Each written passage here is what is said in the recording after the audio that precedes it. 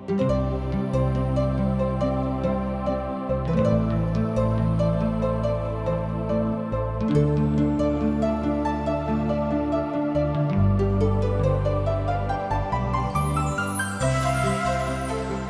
से प्रसारित जिंदगी की राह कार्यक्रम में आप सबका हार्दिक स्वागत बा। परमेश्वर हर एक आदमी में जिंदगी का सांस डाल देले बड़न। यही वजह से सगरी जीव से अधिक समझ रखेला, तब वो जिंदगी में मानसिक संतुलन और अशांति के बीचा में जिएला। यही खातिर ये सिलसिलावार बाइबल का अध्ययन आप लोगन की सेवा में प्रस्तुत कइल जाता कि जिंदगी जिए का सही ढंग जान सकें। कृपा करके देखी और सुनी ताकि परमेश्वर आपकी जिंदगी का रास्ता दिखावस। मित्र, 20वां अध्याय दाऊद के युद्ध संबंधी खंड के खत्म कर रहल बानी।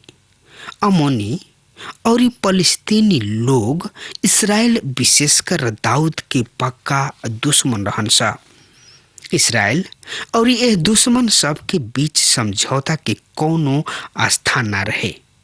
मित्र, पहला इतिहास 20 अध्याय के 1 से 3 पद इस तरह से बता रहल बा। सुनी, अमोनी सबसे युद्ध के वर्णन इस तरह से बा। फिर नया बरिस के शुरू में जब राजा लोग युद्ध करे निकलन, योआब भारी सेना लेके अमोनी सब के उजाड़ डले और आके रबा पर घेरा डाल दिले और योआब रबा पर आक्रमण क के ओकरा के खंडहर क दिले और दाऊद उनका राजा के सिर पर से मुकुट उतार दिले, जेकर वजन किकार भर सोना के पावल गइल और ओकरा में बहुमूल्य यानी कि कीमती मणि जड़ले रहन। ओकरा के दाऊद के कपार यानी कि सिर पर राखल गइल और ओह नगर में से उ बहुते माल लूट लेले और ओकरा में रहे वाला लोग के बहरी निकालल गइल और उ आयर यानी कि आरा और लोहा के तेज धार वाला हथियार और कुल्हाड़ी से ओकरा के काट डले और दाऊद अमोनी सब के सब नगर के साथ ऐसने ही कैले। तब दाऊद और सब लोग यरूशलेम के लौट अले। प्रिय मित्र, रउआ ऐसन लागत हुई जैसे कि दाऊद के सेनापति योआब अमोनी सब पर पहले होके आक्रमण कर रहल बने।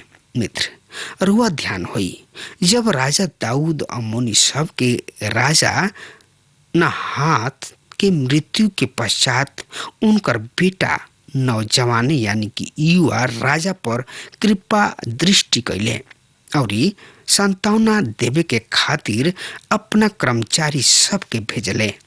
तब उ ऐसन अपमान कैले रहन। ई नया राजा खुद पहले होके दाऊद के विरुद्ध युद्ध कैलस। ऐसे ई उहे युद्ध ह जौन की अब तक जारी बा। दुश्मन के साथ समझौता के कोनो संभावना नइखे और बुराई के साथ कोनो समझौता नइखे। प्रिय मित्र, आज जौन लोग ऐसन विचार कर रहल बाने कि बुराई और अच्छाई साथ साथ चलेला, पर उ लोग गलत सोचलन, गलत विचार करलन। आमोस 3 अध्याय के 3 पद में कह रहल बने, जब तक 2 गो आदमी आपस में सहमत ना होके साथ साथ ना चललन। मित्र, यदि रउआ बुराई के साथ चल रहल बानी त एकर मतलब है कि अपना उनका साथे समझौता कर लेबे के बा, अर्थात रउआ बुराई से सहमत बानी। आज इहे उ बात जौन की आज संसार भुला रहल बिया। ई एगो महान त्रासदी है कि मनुष्य दूर दूर सागर पार होखे वाला युद्ध के समाचार सुन के बड़ा ही व्याकुल और चिंतित बिया, पर अपना सड़क पर होखे वाली अनुशासनहीनता और गैर कानूनी गतिविधि सबके हंसते हंसते झेल ले एकरा से ओकरा कोनो आपत्ति नहीं खे। मित्र, बुराई चाहे सागर पार होखे, चाहे हमनी के मोहल्ला गांव नगर में होखे, ऊ बुराई तो बुराई है। प्रिय मित्र, सब मिला के हम एक ही बात कह चाहता नहीं कि बुराई के विरुद्ध होखे के चाहिए। हमनी के देश के सीमा से बहरी की बुराई के मुंह तोड़ जवाब देवे के चाहिए, पर अपना मोहल्ला अपना गांव नगर की बुराई के हमनी के हंस के टाल दी न जा और हमनी के बुराई के साथ समझौता कर ली न जा। और समझौता जनता ने कहा कमजोरी के चिन्ह है। प्रिय मित्र, बुराई के विरोध हमनी के कर्तव्य है। ध्यान राखी, बुरा और भला दोनों एक दूसरा के परस्पर विरोधी है। हमनी के दोनों के साथ लेके नहीं जा चल सकत। आगे आए वाला पद में हम राजा दाऊद के एक अन्य अस्थाई दुश्मन से भेंट करे जा रहल बानी। तो एकरा बारे में जानकारी खातिर वह हमरा संगे अपन पवित्र शास्त्र बाइबल निकाल ली। और जकरा किने पवित्र शास्त्र बाइबल नहीं खे, ऊ कृपया कह के सुने और पवित्र शास्त्र बाइबल खातिर हमरा किने लिखे। और जकरा किने पवित्र शास्त्र बाइबल बा, ऊ कृपया हमरा संगे निकाल ले। पहला इतिहास 20 अध्याय 4 पद से लेके 8 पद यह तरी से बता रहल बा। सुनी। एकरा बाद ऐसन भइल कि गेजेर में फलस्तीनी सब के साथ युद्ध छिड़ गईल।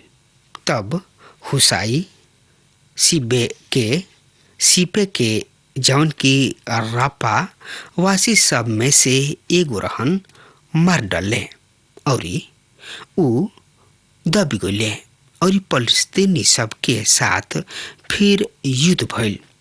तब याईर के बेटा एलहानान गतवासी गोलियत के भाई लहमी के मार डाले, जौना के भाला के छड़ जुलाहे के धरनी के समान रहे। फिर गत में भी युद्ध भइल, जहाँ बड़ डिल डोल वाला पुरुष रहन, जेकर 24 अर्थात 6 और गोड़ में 6 अंगुरी रहे। और ऊ भी रापा वंशी रहन। और जब ऊ इस्राएली सब पर ताना मरले, तब दाऊद के भाई सीमा के बेटा योनातान ओकरा के मार डले। ई गत में रापा वंशी रहन और दाऊद और उनकर सेवक सब के हाथ मार डाल गुलन। प्रिय मित्र, यह युद्ध में 3 गो फलिस्ती दानव दाऊद और उनका लोग के हाथे द्वारा मारल गुलन।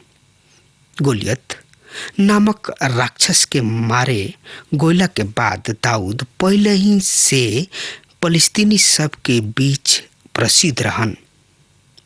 फलस्तीनी इस्राएल और दाऊद से युद्ध करत ही रहले। प्रिय मित्र, आज एगो विश्वासी जन के भी इहे दशा तथा स्थिति बा। ओकरो एगो कबो ना कबो थाके वाला दुश्मन बा, जौन की निरंतर उनका से युद्ध करेला। हमनी के उच्च स्थान सब में रहे वाली दुष्टता के आत्मिक शक्ति सब के विरुद्ध युद्ध करे के रहे। यदि रउआ परमेश्वर के संतान हई तो रउआ परमेश्वर के योद्धा भी हई। ऐसे हमने से कहल गइल बा कि हम परमेश्वर के सब हथियार के धारण क के तैयार हो जाई जा। एकरा के दूसरा शब्द में कहल जाए कि सब अस्त्र शस्त्र के धारण कर लेके हमने के तैयार हो जाए के चाहिए। प्रिय मित्र, हमनी के केहू पर चढ़ाई नहीं खे करे के, हमनी के केवल स्थिर रहे के बा। यदि रउआ परमेश्वर के खातिर खड़ा बानी तो रउआ युद्ध में बानी। रउआ चाही तो एकरा के पसंद करी या मत करी। परमेश्वर के जन के जब तक इस संसार में बुराई बा, युद्ध पर रहे के होई। ऐसे प्रेरित पौलुस कहताड़े, ये सब परमेश्वर के समस्त अस्त्र शस्त्र धारण करा, जौना से तू बुरा दिन में सामना कर सका और इस सब कुछ बुरा कह के स्थिर रह सका। प्रिय मित्र, 20वां अध्याय के यह संदेश है। आई अब देखल जाओ पहला इतिहास 21 अध्याय के। हमनी के दाऊद द्वारा कइल गइल महापाप के बारे में जानकारी मिलता। ई ऐसन पाप है जेकरा बारे में बहुते लोग कहलन, हमरा समझ में नहीं के आवत कि ई पाप कतना बड़ काहे बा। दूसरा शब्द में कहल जाए, ऐसन बहुते लोग बाड़े जौन कि यह पाप के बारे में सोचलन कि ई पाप अतना बड़ काहे बा। प्रत्येक आदमी यह सोचेला कि बेतसीबा के साथ कइल गइल पाप सबसे बड़ पाप है। हमहू एकरा से बिल्कुल सहमत बानी, पर ये अध्याय में हमनी के सामने परमेश्वर के परिदृश्य प्रस्तुत कइल गइल बा। इतिहास की किताब में परमेश्वर बेतसीबा के साथ कइल गइल पाप के चर्चा नहीं कइल गइल। यहाँ परमेश्वर पिता दाऊद द्वारा इसराइल के जनगणना करे के पाप के प्रकाश में ले आइल बने, काहे कि ई आत्मिक स्तर के पाप है। ई पाप दाऊद के उद्धार के प्रभावित ना करेला, पर ई इसराइल राष्ट्र तथा दाऊद के परमेश्वर के साथ व्यक्तिगत संबंध के प्रभावित करला। मित्र, तो एकरा बारे में और ज़्यादा से ज़्यादा जानकारी खातिर रुआ हमरा संगे पढ़े, सुने, समझे खातिर अपन पवित्र शास्त्र बाइबल निकाल ली। हाँ, तो उनमें देखी पहला इतिहास 21 अध्याय के 1 पद एह तरी से बड़ा साफ और स्पष्ट बता रहल बा। सुनी, हम पढ़ रहल बानी। और शैतान इसराइल के विरुद्ध उठ के इसराइली सब के गणना करे हेतु दाऊद के उकसावलस। प्रिय मित्र, यहाँ हमनी के सामने वास्तविक दुश्मन बा, और ये वास्तविक दुश्मन जानतानी के है, शैतान है। उ दाऊद के ऐसन काम करे के बहकावलस, यानी कि उकसावलस। ऐसे दाऊद के ई पाप महापाप गिनल गइल। अब रउआ यह बात के समझी, बेतसीबा के साथ दाऊद के पाप व्यक्तिगत पाप रहे, ई शरीर के पाप रहे, ई शारीरिक अभिलाषा रहे जौन की पाप के जन्म दिहलस।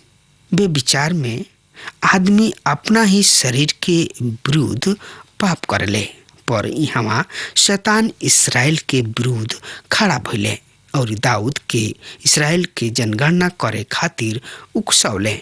मित्र, तो एकरा बारे में जानकारी खातिर रुआ हमरा संगे अपन पवित्र शास्त्र बाइबल से देखी। पहला इतिहास 21 अध्याय 2 और 3 पद एह तरी से बता रहल बा। सुनी, दाऊद योआब और प्रजा सब के हाकिम से कहले, जा बेसरबा से दान तक इसराइली सब के गणना कर और हमरा के समाचार द कि हमरा मालूम होके कि ओकर जनसंख्या कतना बा। और योआब कहले, परमेश्वर यहोवा अपना प्रजा के जितना ऊ ह ओकरा से 100 गुणा अधिक बढ़ावे। पर हे हमार परमेश्वर प्रभु, हमार राजा, का ऊ सब हमारा स्वामी दास के ना ह? फिर हमार प्रभु ई बात काहे कहताणे? ऊ इसराइल पर दोष लगावे के कारण काहे बनले? प्रिय मित्र, योआब दाऊद के विरोध कैलन काहे कि एकरा पीछे घमंड यानी कि अहंकार छिपल रहे। मित्र, यिर्मयाह 9 अध्याय के 23 से 24 पद एकरा बारे में एह तरी से बता रहल बा। सुनी ध्यान से। परमेश्वर यहोवा एह तरी कहताणे, बुद्धिमान अपना बुद्धि पर घमंड ना करे, ना बलवान अपना बल पर जे गर्व तथा घमंड करेला उ यह बात पर घमंड करे कि उ हमरा के जानता और समझता और ई भी कि हम ही उ यहोवा हई जौन की पृथ्वी पर करुणा, न्याय और धार्मिकता के कार्य करतानी। काहे कि हम यह बात से दुश्मन होतानी। यहोवा के ई बाणी है। प्रिय मित्र, परमेश्वर यह कार्य के कारण दाऊद से अप्रसन्न भइले। ई कृत्य तथा ई नटंकी दाऊद के अविश्वास के दर्शावता। उ परमेश्वर पर विश्वास करे के अपेक्षा संख्या पर भरोसा करत रहन। यही अध्याय के 4 पद से लेके 8 पद एह तरी से बता रहल बा। सुनी ध्यान से। फिर भी राजा के आज्ञा योआब पर प्रबल भइल। तब योआब विदा होके समस्त इस्राएल में घुमले और यरूशलेम के लौटत अइले। तब योआब सब लोगन के संख्या के जोड़ दाऊद के बतौले और तलवार चलावे वाला इस्राएली पुरुष सब के संख्या तो 11 लाख और यहूदा के 4,70,000 रहे। पर उ लेवी के और बिन्यामीन के गिनती उनका साथे ना कइले, काहे कि योआब राजा के आज्ञा से घृणा करत रहन और परमेश्वर यहोवा के ई बात बुरा लागल। ऐसे उ इस्राएल के मरले और दाऊद परमेश्वर से कहले, ई काम कह के हम बड़ा पाप कइले बानी, पर अब अपना दास के अधर्म दूर कर, काहे कि हम तो बड़ा मूर्खता कइले बानी। प्रिय मित्र, दाऊद शीघ्र ही जान लिहलन कि उ परमेश्वर यहोवा के विरुद्ध कैसन भयानक पाप कइले रहन और तब परमेश्वर दाऊद से कहताणे कि अब अपना खातिर दंड के चुनाव कर ला। प्रिय मित्र, एकरा बारे में और ज्यादा से ज्यादा जानकारी खातिर अपन पवित्र शास्त्र बाइबल से देखी 9 से 12 पद एह तरी से बता रहल बा। तब यहोवा दाऊद के दर्शी गाद से कहले, जाके दाऊद से कहा, परमेश्वर यहोवा एह तरी कहताणे, हम तोहरा सामने 3 गो बात राखतानी। अपना बाबू खातिर ओकरा में से एगो के चुन ला कि हम ओकरा के तोहरा खातिर करी। तब गाद दाऊद के पास जाके उनका से कहले, यहोवा ए तरी कहताणे, जकरा के तू चाह ओकरा के तू चुन ला, या तो अकाल के 3 बरिस या अपना दुश्मन सब के आगे 3 महीना तक नाश होखे के रहल, जबकि तोहर दुश्मन के तलवार तोहरा पर चलत रहे, या 3 दिन तक परमेश्वर यहोवा के तलवार चले। अर्थात देश में महामारी फैले और यहोवा के दूत इस्राएली क्षेत्र में चारों ओर विनाश डालत रहे। अब सोच ल कि हम अपना भेजे वाला के का जवाब दी। प्रिय मित्र, दाऊद पाप जरूर कैले, पर उ परमेश्वर से दूर रहे ना चाहत रहन। उनकर हरदम इहे इच्छा रहे कि उ परमेश्वर के चरण में रहस।